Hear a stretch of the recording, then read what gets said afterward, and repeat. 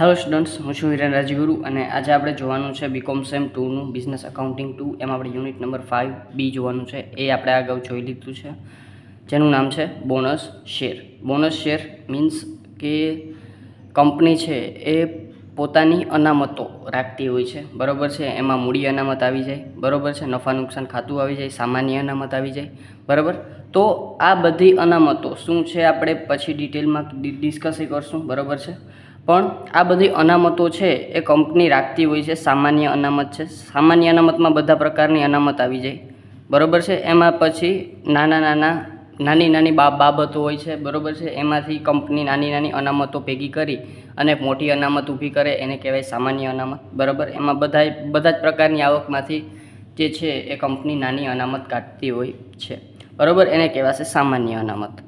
પછી એક આવશે નફા નુકસાન ખાતું, બરાબર છે. નફા નુકસાન ખાતું મીન્સ કે નફા નુકસાન ફાળવણી તમે કાંઈ પણ કહી શકો, બરાબર. એ પણ એક જાતનું અનામત છે જે કંપની પોતાના નફામાંથી રાખતી હોય છે, બરાબર છે. પછી જામીનગીરી પ્રીમિયમ હોય છે, જે પણ કંપની છે એ જ્યારે શેર બહાર પાડતી હોય છે એમાંથી જે પ્રીમિયમની રકમ આવે, બરાબર છે, એમાંથી જે કંપની અનામતમાં રાખી દે જે પ્રીમિયમની રકમ અલગથી, બરાબર છે, તો એ પણ જામીનગીરી પ્રીમિયમ હોય છે, બરાબર છે. આ સિવાય અન્ય કોઈ પણ જાતની અનામત છે એ કંપની રાખતી હોય છે, બરાબર. મોસ્ટ ઓફ તમને આ 3 પ્રકારની અનામત છે. આ સિવાય મૂડી અનામત પણ હોય છે.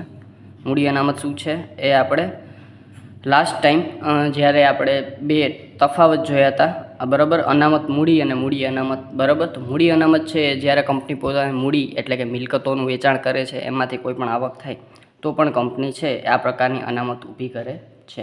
હવે આ બધા જ પ્રકારની અનામત છે એ કંપની પાસે પડી હોય છે, બરાબર. અને જ્યારે આ અનામત ખૂબ જ મોટા પ્રમાણમાં કંપની પાસે જમા થઈ જાય, બરાબર, ત્યારે કંપનીની એ ફરજ છે, બરાબર, કે કંપનીના સાચા માલિકો એના શેર હોલ્ડર છે, બરાબર છે. તો કંપની અમુક સમયે છે એ બોનસ શેર બહાર પાડતી હોય છે, બરાબર. બોનસ શેર એટલે શું? તો કે કંપની છે એ પોતાની જે અનામતો છે ને, અનામતોમાંથી જે શેર હોલ્ડરો છે એને છે એ પ્રમાણમાં જે છે એ બોનસ આપે, બરાબર. આ બધી અનામતમાંથી જે નાણું છે એ કાઢી અને ક્યાં જવા દે? શેરમાં, બરાબર છે.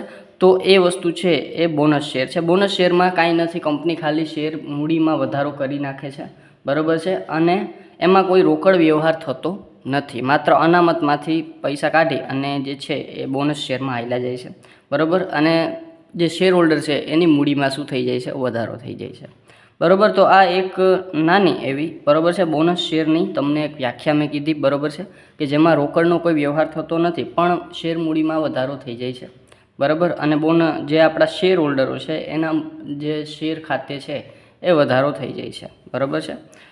કોઈપણ પ્રકારનો રોકડ કે અન્ય અવેજ લીધા સિવાય કંપની તરફથી પોતાના શેર હોલ્ડરોને જે શેર આપવામાં આવે છે તેને બોનસ શેર કહે છે, બરાબર. એટલે કે શેર હોલ્ડરો પાસેથી એક પણ નાણું લેવામાં આવતું નથી. જે પણ વસ્તુ મળે છે એ શેર હોલ્ડરોને બોનસ સ્વરૂપે મળે છે, બરાબર છે. આ પ્રકારના બોનસ શેર કંપની પોતે એકત્ર કરેલા નફામાંથી ઊભી કરેલી અનામતોમાંથી આપે છે. જેવું કે મેં તમને ઉપર ઘણી બધી અનામતો ગણાવી, બરાબર છે. આ બધી અનામતોમાંથી કંપની છે એ પોતાના શેર હોલ્ડરોને, બરાબર છે, એ બોનસ શેર આપે છે. ટૂંકમાં બોનસ શેર એ નફાનું મૂડીકરણ છે. આથી નફા કે અનામતની બાકી ઘટે છે અને તેટલી જ રકમથી શેર મૂડી વધે છે. રોકડમાં કોઈ ફેરફાર થતો નથી. મેં તમને આની અગાઉ જે વસ્તુ સમજાવી એ જ વસ્તુ છે કે અનામતમાંથી જે છે એ પૈસા કાઢી અને ક્યાં જાય છે? શેર મૂડીમાં જાય છે, બરાબર. એટલે કે કંપનીની રોકડમાં કોઈ પણ જાતનો ફેરફાર થતો નથી. શેર હોલ્ડરોને વધારાના શેર મળી જશે, બરાબર, જે કંપનીના સાચા માલિકો છે, બરાબર. એને જે નફો એને જ્યારે થયો છે ત્યારે એને એનો લાભ મળ્યો નથી, તો એ લાભ છે એ એને અત્યારે મળશે બોનસ શેર તરીકે, બરાબર છે. તો આ છે એ બોનસ શેર છે. ખબર પડી ગઈ હશે તમને શું છે, બરાબર છે. તમે બોનસ વિશે તો સાંભળ્યું જ હશે, બરાબર છે. કંપની છે એ બોનસ આપે દિવાળી ઉપર, બરાબર છે. તો એ જ રીતનું છે, બરાબર. જ્યારે કંપની પાસે નફો વધારે હોય, બરાબર, અથવા તો અનામતનું પ્રમાણ વધારે હોય ત્યારે એ અનામતમાંથી પોતાના સાચા માલિકોને શું આપે છે? બોનસ શેર આપે છે, બરાબર. તો આ બોનસ શેરના પ્રાપ્તિ સ્થાનો મેં તમને કહી દીધા, આ મેઇન વસ્તુ છે. બરાબર. આ સિવાય બુકમાં તમને જે આપેલું છે એ વસ્તુ આપણે જોઈએ.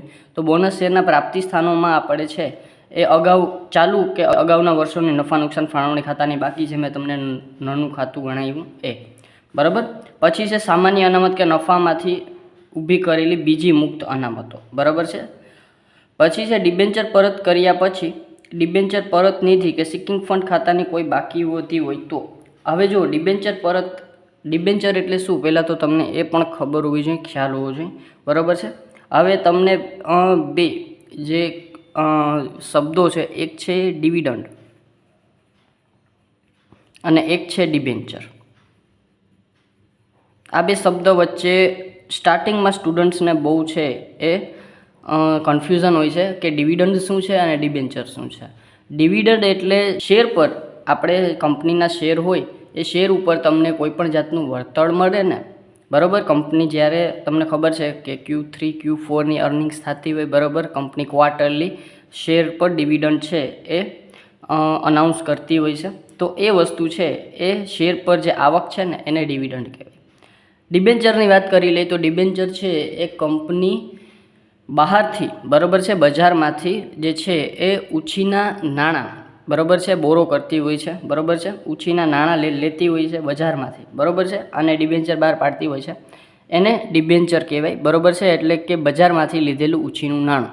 બરાબર છે. એટલે કે એને કહેવાય ડિબેન્ચર. હવે આ ડિબેન્ચર જે વ્યક્તિઓ લે છે એના ઉપર એને વ્યાજ મળતું હોય છે એન્યુઅલી કે ક્વાર્ટરલી, જે રીતે ડિસ્કસ થયેલું હોય, જે રીતે ડિબેન્ચરમાં આપણને કીધેલું હોય એ પ્રમાણે આપણને છે એ વ્યાજ મળતું હોય છે.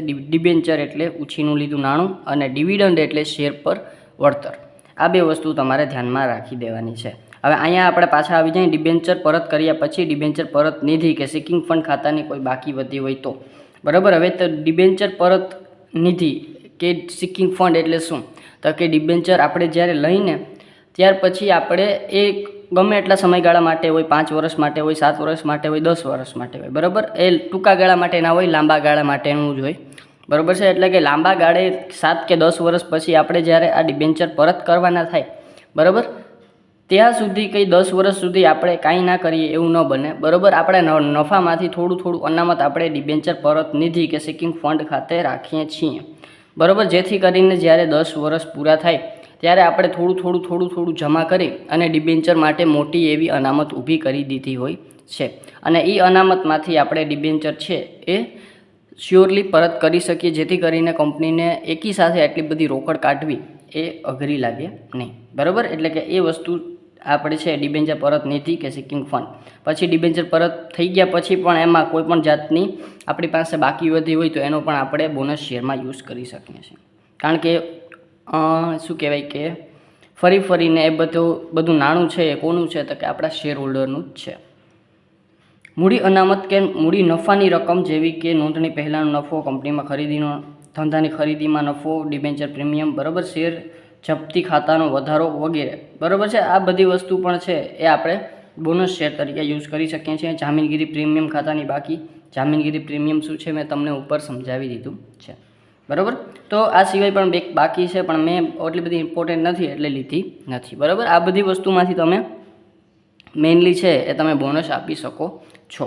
બરાબર. અને આ બધી વસ્તુ મેં તમને ઉપર જે 4-5 વસ્તુ કીધી છે ને, આ બધી વસ્તુ તમને બુકમાં આપશે. બરાબર. તમારા ક્વેશ્ચનમાં આપશે. એટલે આ બધી વસ્તુ સમજવી જરૂરી છે. ચાલો, તો આ હતું આપણું થોડુંક નાનું એવું ઇન્ટ્રોડક્શન. હવે આપણે કયા પ્રકારની આમનોંધો બનાવવી પડશે એ વસ્તુ જોઈ લઈ. બરાબર. તો બોનસ શેરની આમનોંધ ઉપર જાય તો બોનસ શેર વખતે કંપનીના ચોપડે 2 આમનોંધ થાય છે. બરાબર. બોનસ શેર આપતી વખતે કેટલી આમનોંધ થાય છે? 2 આમનોંધ થાય છે રેગ્યુલર. પેલી શું આમનોંધ થાય? તો કે તમે બોનસ શેર ક્યાંથી આપો છો, ક્યાંથી ઉપાડીને, કઈ અનામતમાંથી તમે આપો છો. બરાબર. એટલે કે બોનસ શેર આપવાનું નક્કી કરવામાં આવે ત્યારે સામાન્ય અનામત તમે જ્યાંથી આપો ત્યાંથી. બરાબર. આ બધી વસ્તુ આ મેં જે ગણાવી એ બધી વસ્તુ મેં આમાં લઈ લીધી છે. સામાન્ય અનામત, નફા નુકસાન ખાતું, જામીનગીરી પ્રીમિયમ અને મૂડી અનામત.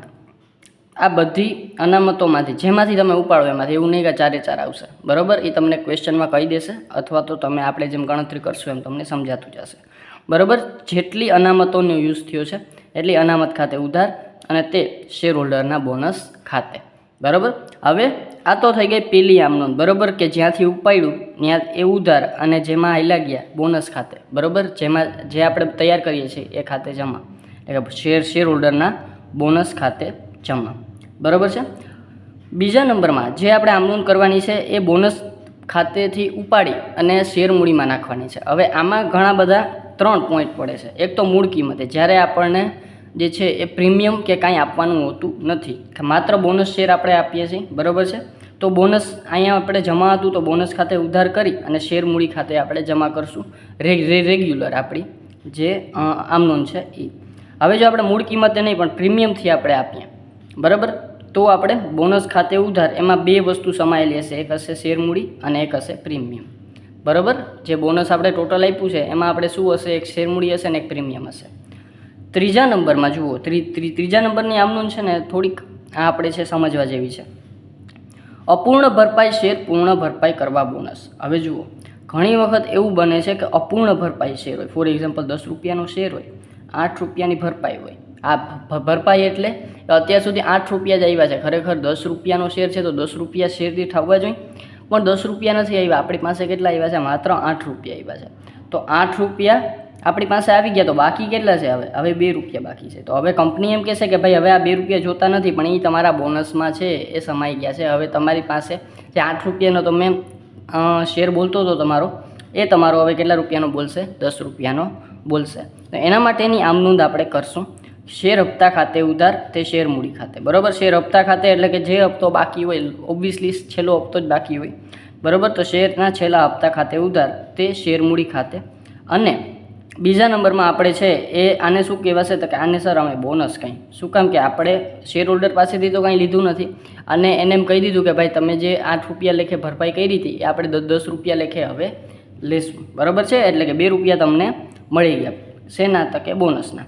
તો એ જ આપણે નોંધ કરશું, શેર હપ્તા ખાતે ઉધાર તે શેર મૂડી ખાતે. અને બીજી નોંધ થશે એ બોનસ ખાતે ઉધાર અને તે શેર છેલ્લા હપ્તા ખાતે, શેર મૂડી ખાતે. અથવા તો આ ઉલટી આમ નોંધે તમે કરી શકો, પહેલાં બોનસ ખાતે અને શેરના હપ્તા ખાતે, અને હપ્તા ખાતે ઉધાર તે ડાયરેક્ટ શેર મૂડી ખાતે. ખરેખર આમાં ઊંધી આમ નોંધ છે. ખરેખર પહેલાં આ આમ નોંધ કરો તો વધારે સુટેબલ થઈએ, બરાબર. પહેલાં આપણે બોનસમાં છેલ્લો હપ્તો આપશું અને એ છેલ્લો હપ્તો ક્યાં લઈ જશું, શેર મૂડી ખાતે, બરાબર. એટલે કે બોનસ ખાતે ઉધાર તે શેર હપ્તા ખાતે અને શેર હપ્તા ખાતે ઉધાર તે શેર મૂડી ખાતે, બરાબર. એટલે કે આ આપણી આમ નોંધ થઈ જશે બીજા નંબરની, બરાબર. ચાલો, તો 3 આમ નોંધ આપણે બોનસ માટે, બરાબર.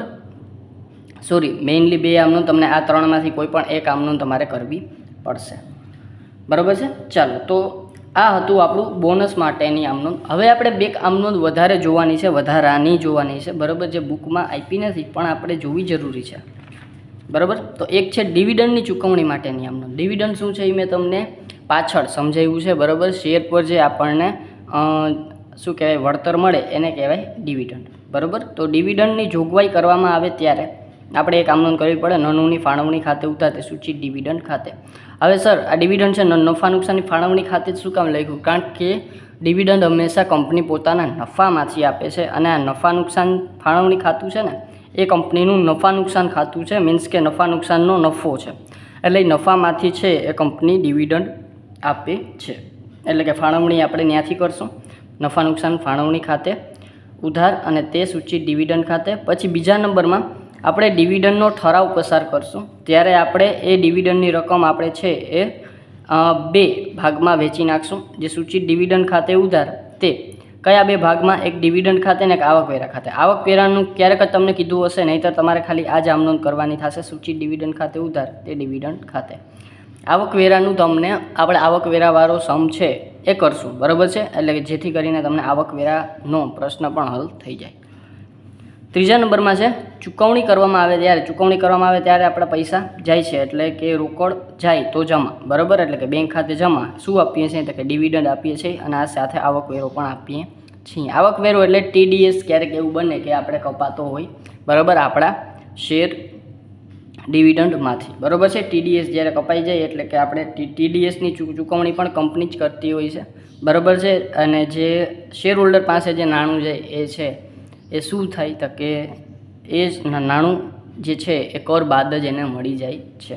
TDS એટલે ટેક્સ ડિડક્ટેડ એટ સોર્સ એટલે કે જ્યાંથી આવકની ઉપજ થાય ત્યાંથી જ ટેક્સ છે એ કપાઈ જતો હોય છે, એને TDS કહેવાય, કદાચ તમને ન ખબર હોય તો, બરાબર છે. ચાલો, તો આ થઈ ગયું ચૂકવણી કરવામાં આવે ત્યારે. 3 નામનો ડિવિડન્ડમાં સૌપ્રથમ જોગવાઈ કરવામાં આવે ત્યારે એ આપણે ફાળવણીમાંથી સૂચિત ડિવિડન્ડ આપશું.